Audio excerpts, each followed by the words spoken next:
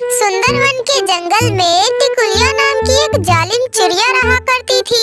उसका स्वभाव बहुत ही कठोर था। वो अपनी बहू टुनटुनी चिड़िया पर बहुत अत्याचार करती थी।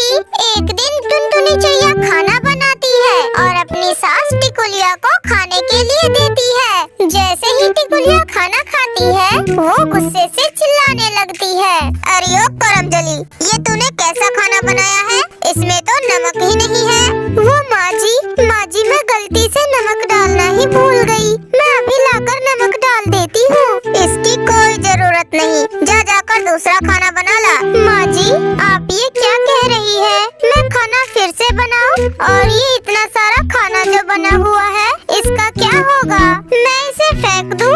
आपको तो पता है ना माँ जी कि अन्न का अपमान नहीं करना चाहिए।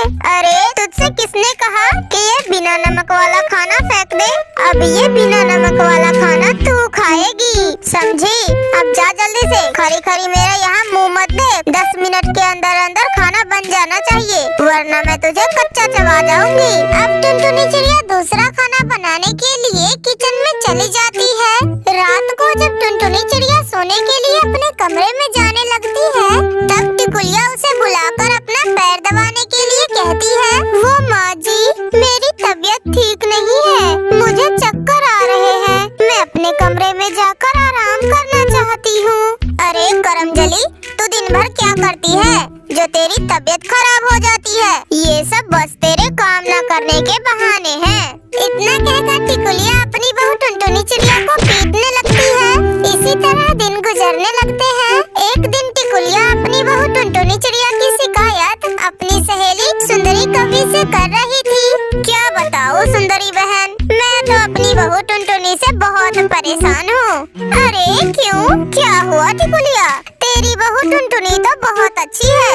अरे सुंदरी बहन, तुम्हें क्या पता कि मेरी बहू टुनटुनी मुझे कितना तंग करती है। घर का कोई भी काम ढंग से नहीं करती। अरे मेरा बस चलता तो मैं तो उसे अपने घर की बहू बनाती ही नहीं। वो तो मेरे बंटी बेटे ने जिद पकड़ ली और ये कमबख्त मेरे घर की बहू बन गई। अरे मैं तो चाहती हूँ कि किसी तरह इससे मेरा पीछा छूट जाए और मैं अपने बेटे बंटी की दूसरी शादी कर दूँ। अरे टिकुलिया, तू ये सब कैसी बातें कर रही है? टुनटुनी अब तेरे घर की बहू है, तू इसे जैसे रखेगी वैसे रहेगी। मैं एक बात तुझसे कहती हूँ, तू बुरा मत मानना। तू अपनी बहू टुनटुनी चिड़िया को अपनी बेटी समझ, फिर देखना तेरी जिंदगी कैसे आराम से कटती है। अच्छा चल, अब मैं चलती हूँ, बहुत देर हो गई। फिर सुंदरी कवि वहाँ से चली जाती है। उन दोनों की बातें टुनटुनी चिड़िया सुन रही थी। शाम को जब टुनटुनी चिड़िया की माँ का फोन आता है, तब टुनटुनी चिड़िया फूट फूट कर रोने लगती है।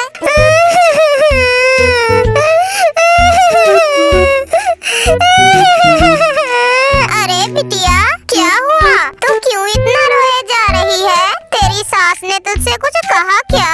नहीं माँ, मेरी सास बहुत अच्छी है, वो मुझसे बहुत प्यार करती है। वो मुझे आपकी याद आ गई थी, इसलिए मुझे रोना आ गया। ठीक है बिटिया, तू कहे तो मैं तेरे भैया को तुझे लेने भेज दूँ। कुछ दिनों बाद टुनटुनी चिड़िया अपने मायके चली जाती है। टुनटुनी चिड़िया के मायके चले जाने के बाद टिकुलिया पर घर का सारा बोझ आ जाता है। वो घर का सारा काम करते करते थक जाती है। तब टिकुलिया को अपनी गलती का एहसास होता है। हे भगवान, मैं अपनी बहू पर कितना अत्याचार करती थी। वो दिन भर सारा काम करती थी, लेकिन हर समय मैं उस पे बेवजह गुस्सा करती थी। मैं अपनी गलती को सुधारूंगी और अपनी बहू को वापस अपने घर बुलाऊंगी। शाम को जब बंटी कबूतर घर आता है, तब टिकुलिया अपने बेटे बंटी से कहती है, बंटी बेटा, टुनटुनी बहू को मायके गए हुए काफी दिन हो गए, तू जा जल्दी से उसे वापस अपने घर ले आ। बहू के बिना ये घर बहुत सुना सुना लग रहा है।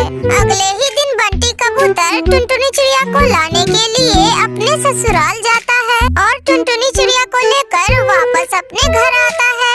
टुनटुनी चिड़िया के घर आते ही टिकुलिया उससे माफी मांगती है। टुनटुनी बहू, तू मुझे माफ कर दे, आज से तू मेरी बहू नहीं बल्कि बेटी है। आज आज से घर के सारे काम हम दोनों मिलजुल कर किया करेंगे।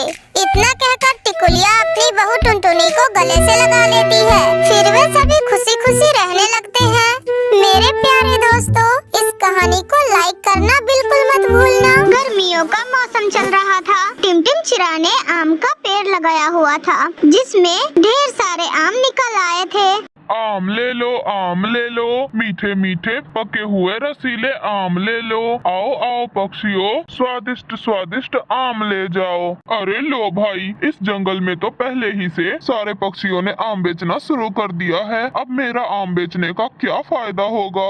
अरे क्या बात है टिमटिम भाई, तुम मुझे ऐसे क्यों देखे जा रहे हो? और मुझे ये तो बताओ कि तुम अपना आम कब से बेचना शुरू करोगे? अरे टिमटिम भाई, कहीं ऐसा ना हो कि तुम्हारे सारे आम खराब हो जाए। मैंने बड़ी ही मेहनत से उस आम के पेड़ को बड़ा किया है, ऐसे ही मैं थोड़ी ना बेच दूंगा अपना आम। मैं तो अपने आम को बहुत महंगे दामों में बेचूंगा। अरे टिमटिम भाई, गर्मी देखो कितनी ज्यादा है। अगर तुमने अभी अपने आमों को नहीं बेचा तो वो गर्मी के कारण काले पड़ जाएंगे और खराब हो जाएंगे। फिर ना पछताना तुम, इसलिए बता रहा हूँ, तुम जल्दी से अपने पेड़ से सारे आम तोड़ लो। इतना कहकर बंटी कबूतर वहाँ से चला जाता है। बात तो ये बंटी कबूतर ठीक ही कह रहा था। मैं अपने इतने सुंदर आमों को ऐसे पेड़ पर लगा लगा खराब थोड़ी होने दूंगा। मुझे कुछ करना होगा। इतना कहकर टिमटिमचिरा अपने जिगरी यार उल्लू साइंटिस्ट के पास जाता है। अरे क्या हुआ टिमटिम दोस्त, तुम इतने परेशान क्यों लग रहे हो? अब मैं तुम्हें क्या बताऊं उल्लू दोस्त, मैंने बड़ी मेहनत से एक आम का पेड़ लगाया था और उसे बड़ा भी किया, लेकिन जब से उसमें आम निकले हैं तो उससे पहले ही जंगल के सारे पक्षी आम बेचने आ गए। और अब अगर मैं आम बेचने जाऊंगा तो मुझे उतना ज्यादा फायदा नहीं हो पाएगा। अरे टिमटिम दोस्त, तुम ये कैसी बातें कर रहे हो? तुम क्या पूरे जंगल में अकेले ही आम बेचना चाहते हो क्या? हाँ मेरे उल्लू दोस्त, मैं ऐसा ही चाहता हूँ ताकि सारा पैसा मुझे मिले और सारे पक्षी भी मुझसे ही आम खरीदे और किसी भी पक्षी से नहीं। अरे टिमटिम मेरे दोस्त, तुम तो मेरे बचपन के जिगरी यार हो। काश कि तुमने पहले मेरे साथ अच्छे से मन लगाकर पढ़ाई कर ली होती तो आज तुम ऐसे यूं परेशान न घूमते। अच्छा चलो फिर कोई बात नहीं, मेरे पास तुम्हारे इस समस्या का भी समाधान है। हाँ उल्लू दोस्त, मुझे पता है तुम बहुत बुद्धिमान हो। तुम हमेशा मेरे समस्याओं का कोई न कोई उपाय जरूर निकाल लेते हो। तो बताओ क्या उपाय है? देखो टिमटिम भाई, मैंने एक ऐसी दवाई बनाई है कि जिसे छिड़कने पर हम अपने फलों को 4 महीनों तक एकदम ताजा रख सकते हैं। उससे सारे फल खराब भी नहीं होंगे। क्या वाकई में वो दवाई काम करेगा उल्लू दोस्त? अगर ऐसा है फिर तो मैं उस दवाई को अपने सारे आमों में डाल दूंगा और फिर जब सर्दी का मौसम आएगा तो मेरे सारे आम ठीक होंगे और मैं उन सारे आमों को जंगल में बेच दूंगा। तब तो किसी पक्षी के पास कोई आम होंगे भी नहीं, पूरे जंगल में सिर्फ मेरा ही आम बिकेगा। कितना मजा आएगा ना? हाँ क्यों नहीं टिमटिम दोस्त, जब पक्षियों को ठंडी के मौसम में भी आम खाने को मिलेगा तब सारे पक्षी तो तुमसे महंगे दामों में भी आम खरीदने को तैयार हो जाएंगे। टिमटिमचिरा बहुत खुश हो जाता है और वो वहाँ से दवाइयाँ लेकर उड़ जाता है। अगले दिन सुबह